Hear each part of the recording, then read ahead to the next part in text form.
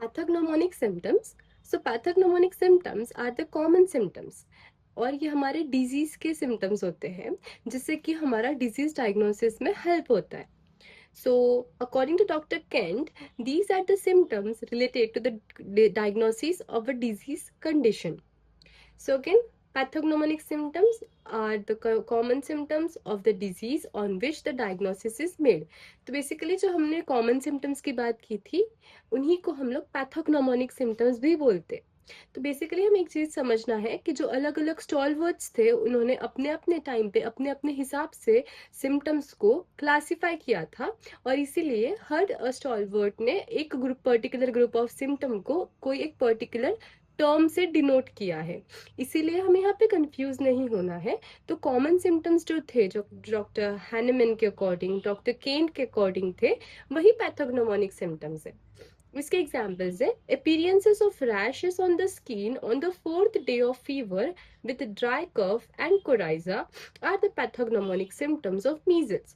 तो जो सिम्टम्स कोई भी डिजीज को इंडिकेट करते हैं वो उसके पैथोग्नोमोनिक सिम्टम्स होते हैं. So cough with bloody sputum and loss of appetite and weight, evening rise of temperature and fine crepitations in the lungs are all the pathognomonic symptoms of tuberculosis. So tuberculosis के ये बहुत ही disease specific symptoms हो गए, इन्हीं को हम लोग बोल रहे हैं पैथोग्नोमोनिक सिम्टम्स. अगेन हमें यहाँ पे एक चीज समझना है कि जो पैथोग्नोमोनिक सिम्टम्स का कंसेप्ट है इन मॉडर्न मेडिसिन वो अलग है होम्योपैथी से. तो मॉडर्न मेडिसिन में पैथोग्नोमोनिक सिम्टम्स होते हैं कि जो डिजीज के ऐसे सिम्टम्स होते हैं जिससे कि डिजीज का कंफर्मेशन हो जाता है, जैसे कि Aschoff bodies in the case of RHD, rheumatic heart fever. तो ये जो है ये कंसेप्ट जो है पैथोग्नोमोनिक का, ये मॉडर्न मेडिसिन के अकॉर्डिंग है. लेकिन होम्योपैथी के अकॉर्डिंग जो सिम्टम्स डिजीज को इंडिकेट करे, भले ही वो बहुत ही डिजीज स्पेसिफिक ना भी हो, तो भी we consider them as the pathognomonic symptoms. उनका इंपॉर्टेंस क्या होता है? तो क्योंकि इनका डायग्नोस्टिक इंपॉर्टेंस बहुत ज्यादा है, इनका होम्योपैथिक इंपॉर्टेंस इतना नहीं रहेगा. इसीलिए they are the basis of diagnosis of disease and hence very important to allopathic physicians for treatment.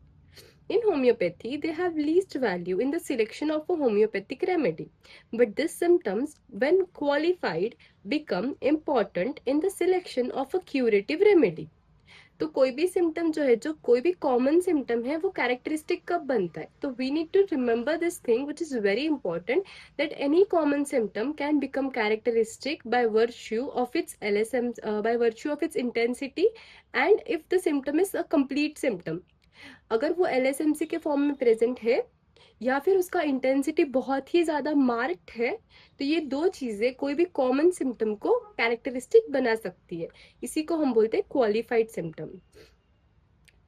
So in that case, it can be useful for remedy selection. Then they help in estimating the curability of a case and in the palliative treatment. Again, agar homeopathically we have a particular case which is not curable and we know that it has to be palliated. So wo cases mein we can use common symptoms and on the basis of that a remedy has to be prescribed. Then they help in the general management of a case and in understanding the prognostic value of the case. So these symptoms have prognostic importance and they also help in the general management and also give a line for the auxiliary management of the case.